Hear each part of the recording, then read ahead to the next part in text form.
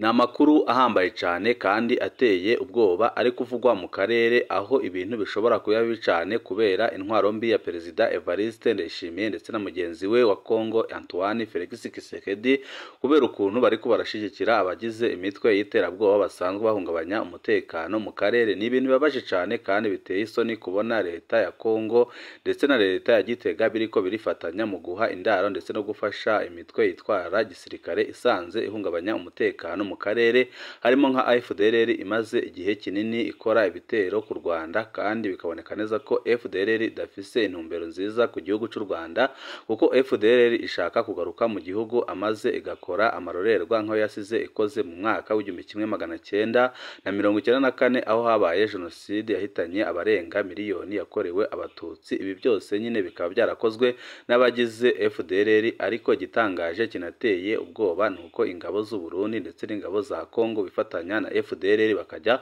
gukomeza gukora ibyo bakoze mu Rwanda bakabikora ku butaka bwa Congo, aho FDLR ifatikanije n'ingabo z'u Burundi ndetse n'ingabo za Congo bariko barakora amabi akomeye ku butaka bwa Congo, aho bari kwica abo mu bwoko bw'abatutsi. Ariko byose bikaboneka neza ko ari intumbero ifitswe na Perezida Evariste Ndayishimiye ndetse na mugenzi wa Congo yo kwica abatutsi, yaba bahereye ku butaka bwa Congo bakaza mu Burundi ndetse bakasoreza mu Rwanda, nk'uko umukuru w'igihugu cy'u Burundi aherutse kubitangaza akavuga ko agiye gufasha urwaruka rw'u Rwanda ari rwo rubyiruko kugira ngo bikureho ubutegetsi bubi bumaze imyaka myinshi butegetse u Rwanda. Ibyamaganywe n'abarundi, abanyarwanda ndetse n'abandi benshi babona neza ko ayo atari amajambo yo gutangazwa n'umuntu uri ku rwego rwo kuyobora igihugu, aho benshi bavuze ko Perezida Evariste Ndayishimiye avuga n'amajambo atabanje kwiyumvira, ariko amakuru yagiye aherekanwa akavuga ko icyo gihe yabivuze yaborewe. Ibyateye agashavu gakomeye cyane zimwe mu ndongozi zo ku rwego rwo hejuru mu gihugu cy'u Burundi, kugeza aho leta ifata ingingo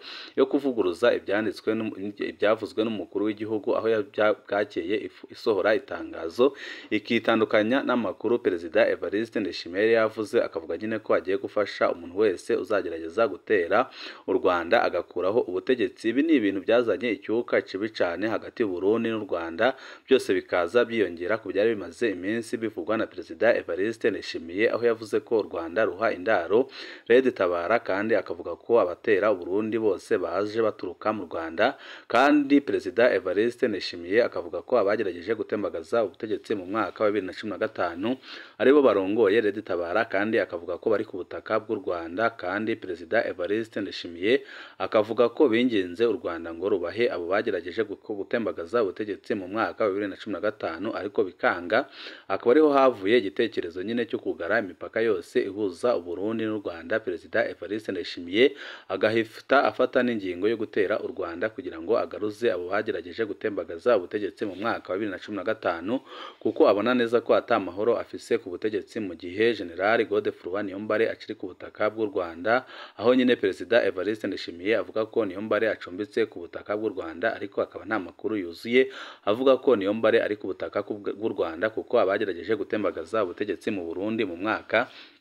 wa 2015 bari mu bihugu bitandukanye, yaba u Rwanda, yaba Tanzania, yaba Ubwongereza, yaba ibihugu bitandukanye byo mu Burayi ndetse na Amerika na Canada. Ibintu nyine byerekana neza ko Perezida Evariste Ndayishimiye atagakwiye kugira urwitwazo u Rwanda, kuko atari rwo rwonyine rucumbikiye abo bagerageje gutembagaza ubutegetsi, kandi u Rwanda rukaba rugendera ku mategeko agenga impunzi, amategeko mpuzamakungu. Akaba ariyo mpamvu Perezida Evariste Ndayishimiye atarakwiye gushira amajwi igihugu kibanyi cy'u Rwanda mu majwi, kuko biraboneka neza ko u Rwanda ataho ruhuriye n'amatati ari mu Burundi, kuko abarundi batari bake kibaraje inshinga no kwikuraho intwaro ya Perezida Evariste Ndayishimiye, kuko bavuga ko ari intwaro ibaruhije, kandi bakavuga ko ari intwaro idafise icyiza na kimwe iriko irakorera abarundi. Murazi nk'ibiriko biraba mu gisoda, aho igisoda cy'u Burundi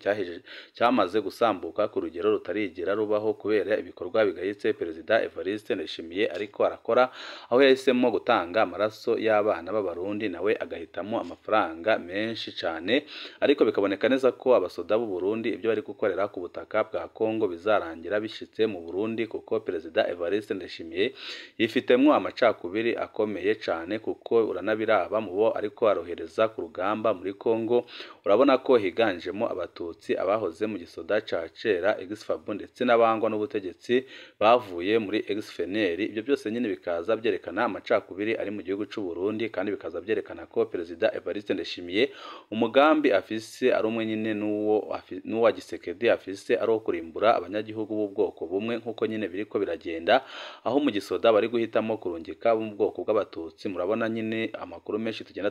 tubaha kuri no mbonesha kure aho tugenda tubereka abagiye bagwa ku rugamba abafashwe mpiri ndetse n'abagiye bakomerekera ku rugamba. Urabona neza nyine ko ari abasoda b'ubwoko bumwe ibitera agahinda n'agashavu abanyagihugu bakavuga ko intwaro y'agacinyezo intwaro y'agahotoro ikwiye kwamaganwa n'abarundi bose kuko biraboneka neza ko bakora ibi bari kubikora bitwaje ubwoko ariko mu by'ukuri ahubwo ari akarwi gatoya cyane gapfukamye mu nda abanyagihugu ariko kakabikora kipfutse ubwoko bw'abahutu nk'uko nyine mumaze kubibona aho mu Burundi atari umuhutu utabona ikibanza gihambaye kandi bikaboneka neza ko mu Burundi Perezida Evariste Ndayishimiye ari gukora ibishoboka byose kugira ngo yice igihugu ku rugero rutarigera rubaho aho yahisemo no kurungika abasoda biwe gushirira mu ntambara muri Kongo ariko akaba afise n'ubundi mugambi ugahitse cyane akaba amaze kwitegura bikomeye cyane kandi akaba amaze no kugeza ibigwanisho bihambaye ku mipaka yose ihuza Burundi n'u Rwanda aho yiteguriye gutera u Rwanda ariko benshi mu bahinga mu by'igisirikare bakavuga ko igihugu cy'u Burundi kidashobora guhagarara imbere y'igihugu cy'u Rwanda kuko igihugu cy'u Rwanda gifise igisoda gikomeye cyane RDF igisoda cyagiye girwana mu ntambara nyinshi kandi ntikigeze gitsindwa igisoda kigeze hose gikora amateka kirukana ibyihebe akaba ariho benshi bahera bavuga ko RDF ingabo z'u Burundi FDNB batabagera imbere benshi nyine bakavuga ko Perezida Evariste Ndayishimiye yahagarika kugumya asesa amaraso y'abana b'abarundi kandi bakabona neza ko kwiteranya n'igihugu cy'u Rwanda Perezida Evariste Ndayishimiye abashize ubutegetsi bwiwe mu kaga kuko mu minsi iheze ubutegetsi bwe bwageragejwe gutembagazwa na General Guillaume Bunyoni wahoze ari umushiranganje wa mbere w'igihugu cy'u Burundi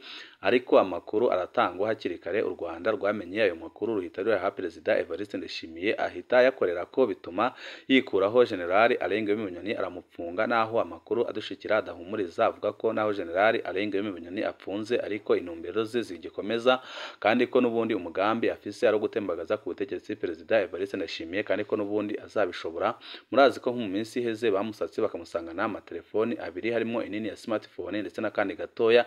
Ibi byose nyine bikibazwa uburyo ki yabibonye mu gihe ahantu apfungiwe hacunzwe cyane kandi binagoye ko yashikira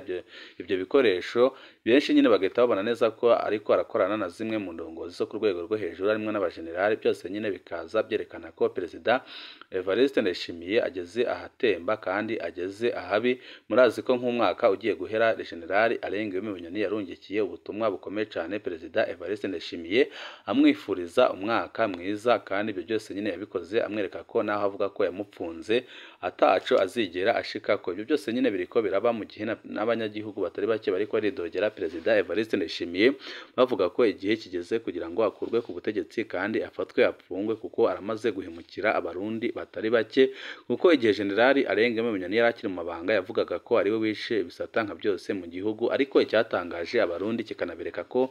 Bunyoni yarenganyagwa nuko agikurwa amabanga ahubwo ibintu byagiye byayangara kurushaho ahubwo nyine Perezida Evariste Ndayishimiye yaragiye yabona umwanya wo kwica igihugu kuko nta muntu yari agitinya. Nyine ibyahise byerekana ko Perezida Evariste Ndayishimiye mu minsi iri imbere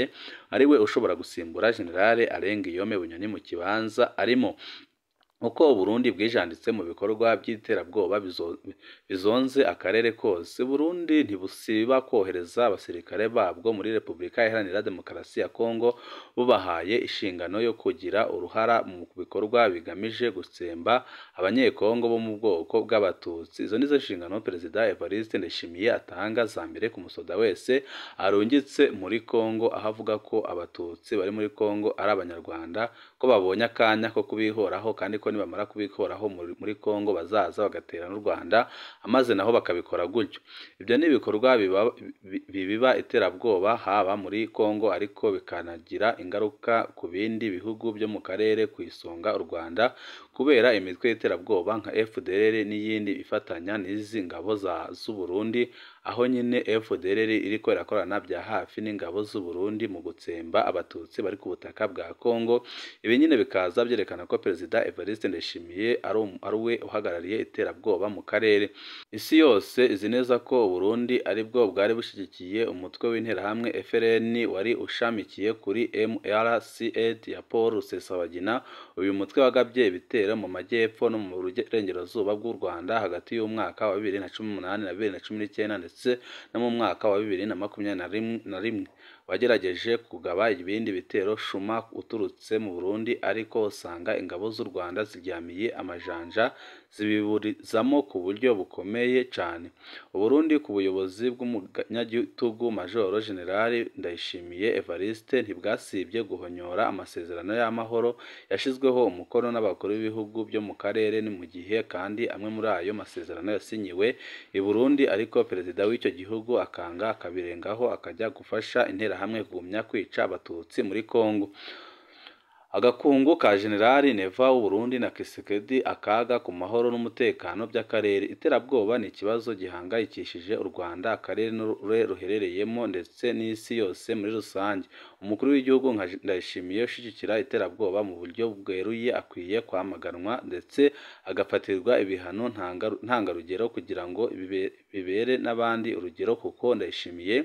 ariko arakora ibikorwa bibi cyane. Aretse guhemukira abarundi ari no kwarahemukira abanyamahanga, agahemukira akarere kose, kuko abarundi bo baramaze kurengerwa n'ibyo ariko arabakorera bakabona ko igihe kigeze kugira ngo bamwikureho, kuko ibintu ariko arakorera ngaha mu gihugu cy'u Burundi birateye ubwoba kandi birababaje, ntibikwiye indongozi yo ku rwego rwo hejuru, kuko ariko aravuga amajambo amaramaza abategetsi nka bose ngaha mu gihugu cy'u Burundi, aho asigaye avuga amajambo bikaboneka neza ko leta izindutse isohora itangazo ikitandukanya n'ibyavuzwe n'umukuru w'igihugu, ibyerekatse amakungu n'abarundi ko Perezida Evariste Ndayishimiye naho ari we nyine uri gutwara igihugu cy'u Burundi ariko ko ataminsi asigaje, kuko biratangaje kubona umukuru w'igihugu atangaza ikintu ariko bwacya mu gitondo leta arongoye yitwa ko ayoboye ikamuvuguruza ikavuga ko ataho ihuriye n'ibyo aba yashikirije. Hari amakuru menshi ahambaye cyane tugira ngo tuze kubashikirira ziza mu makuru yacu hanyuma, aho tugiye kubabwira ku nama rukokoma yabaye, amaze iyo nama ikigirwamo ibintu bihambaye cyane harimo no gukura Perezida Evariste Ndayishimiye. Iyo nama ikaba irongowe n'umunyamabanga mukuru w'umugambi uri ku butegetsi Reverien Ndikuriyo ari kumwe n'abajenerali bazwi kandi bakomeye cyane ngaha mu gihugu cy'u Burundi, harimo General Prime Niyongabo atwaye ingabo z'u Burundi, hakazamo umushiranganje wa mbere w'igihugu cy'u Burundi Gervais Ndirakobuca batazira ndakugarika, hakazamo uwo bita Ildefonsi, hakazamo undi ujejwe perereza mu gihugu. Mbese ni benshi mu bajenerali muzi bakomeye, harimo na Silas Ntigurirwa, bose bakaba bahuriye ahantu hamwe cyane hihishe ku buryo bakoze inama ikomeye cyane izasiga isambuye ubutegetsi bwa Perezida Evariste Ndayishimiye, ariko byose bakabikora mu ntumbero yo kugumya kubaka umugambwe wabo kugira ngo ugumye ugire ijunja n'ijambo mu gihe bamaze kubona neza ko Perezida Evariste Ndayishimiye amaze gutesha agaciro umugambwe akomokamo yaba mu Barundi ndetse no makungu. Iyo nama nyine ikaba igamije gusubiza ijunja umugambwe ku butegetsi, ariko babanje gushira ku ruhande Perezida Evariste Ndayishimiye. Ariko amakuru ahari nuko nyine ahubwo wahoze ari umushiranganje wa mbere w'igihugu cy'u Burundi General Arengeyome Bunyoni ariwe ushobora kugaruka mu gihugu, kandi ariwe ushobora kugaruka agakora amabanga ahambaye, kuko ni incabwenge kandi arafise ubumenyi bwinshi umugambwe ukeneye, kandi arafise ibikorwa byinshi yakora amaze umugambwe ukongera ugasubirana ijunja n'ijambo. Ibyo byose nyine turaza kubashikiriza amakuru yacu hanyuma,